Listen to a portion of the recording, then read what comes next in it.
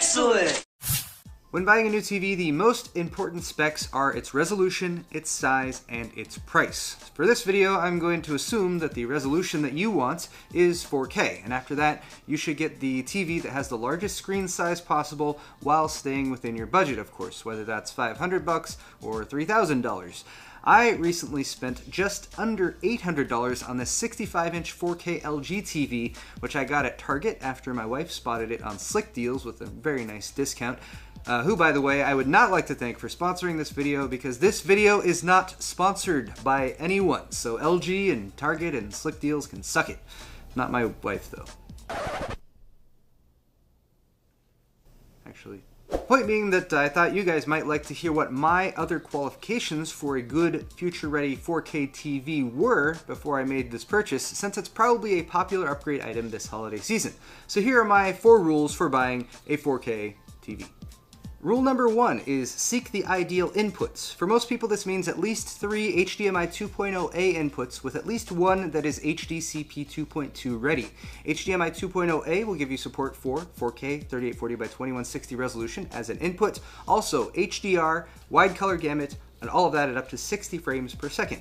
HDCP is high bandwidth digital content protection, and although we might not like it, we will need that if we want to have support for playing back copyright protected content from an HDCP enabled source. I would also like to throw up DisplayPort here as a potential ideal input, but unfortunately a lot of HD TVs or 4K HD TVs do not have DisplayPort as an input. You would want DisplayPort 1.4 ideally, and that would actually be much more common if you're buying a 4K PC monitor, but let me know in the comments if you actually find a good full-size 4K TV that has a DisplayPort input, because honestly, I would much prefer that to HDMI 2.0A or whatever, if it's available. Rule number 2 is have HDR. Make sure your new TV has HDR support. This is going to separate models that came out this year or last year from models that came out prior to that, earlier 4K TVs, because this is a more recent development. Often this will be listed alongside wide color gamut. With high dynamic range, source material, and an input to an HDR-ready TV, the TV can display a much broader range of colors. And much like the jump from 1080 to 4K, I think it's display technology that makes a big difference, especially when you're viewing it side by side with a non-HDR TV, and it's worth being ready for. Rule number 3 is know your panel technology. That's what the screen is made of and what lights it up. The screen makes the colors, the light lights those colors up. I'm going to keep this simple, not dive into too many technical details. I'll just tell you what's good and what's not as good. The best technology right now for your panel is OLED. That's just the best available. OLED stands for Organic Light Emitting Diode. It doesn't require a backlight. It's just the panel, which is the pixels that create the color, and then they also light up, so you don't need a backlight for it. So they can be thinner, they use less power. They can also be expensive though, although they are much cheaper than they were last year or especially a few years ago.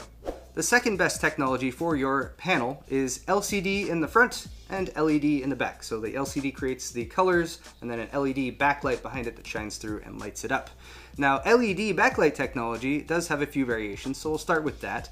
From relatively worst to best, we'll start with LED edge-lit displays. That's actually what I got. It's not terrible, but it's just not as good as an LED full array panel. So edge-lit is the relatively worst. Step up to full array, and that puts LEDs across the entire panel versus just on the sides or the edges. And then the best option you can get for an LED backlight is full array plus local dimming. So you have LEDs covering the back, and then it can actually dim parts of the screen that should be dark for darker scenes. That will give you much deeper blacks, as well as the best contrast ratio available. Now that's the backlight, but what about the panel itself? That's the LCD in front. There are 4 main LCD types that you'll probably see out there: TN, VA, and then IPS or PLS, which are both kind of in the same category. IPS and PLS are generally the best when it comes to LCD display panels. That's what I got, IPS. It generally gives the best color depth. VA is also an okay standard too, that's vertical alignments. And then standard pretty much is TN, that would come in last. But again, it's still perfectly adequate. It's just, you know, when you're buying technology, there's always stuff that's a little bit better. So again, from worst to best, TN, VA, and then IPS or PLS. Rule number 4, resist the curves. This is just a pretty basic idea. Curved TVs suck. They're made for group watching, at least large TVs usually are, But with a curved television, there's really only a very small sweet spot that you can sit in, and it's much harder to move around and watch from off angles. Curved monitors like this one are okay though, since usually it's just one person sitting and you can sit right in front of it, and that's much better. I just never really liked curved TVs, and like 3D TVs just never really caught on with me, so I don't think that's something important that you should look for.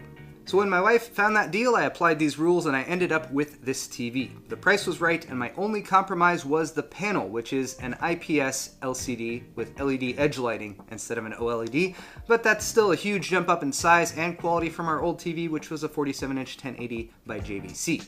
If I added a fifth rule here, it would be to make sure that the TV has VESA mount support for wall mounting. I grabbed an articulating wall mount from Monoprice for ours, so I can still pull it out from the wall and get back there at the inputs if I need to.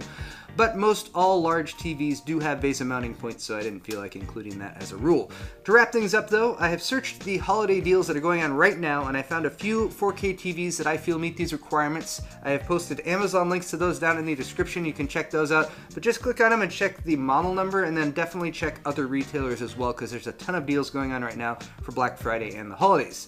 Let me know in the comments also if you're going to be upgrading to 4K this year. Hit the like button on your way out, and thanks for watching.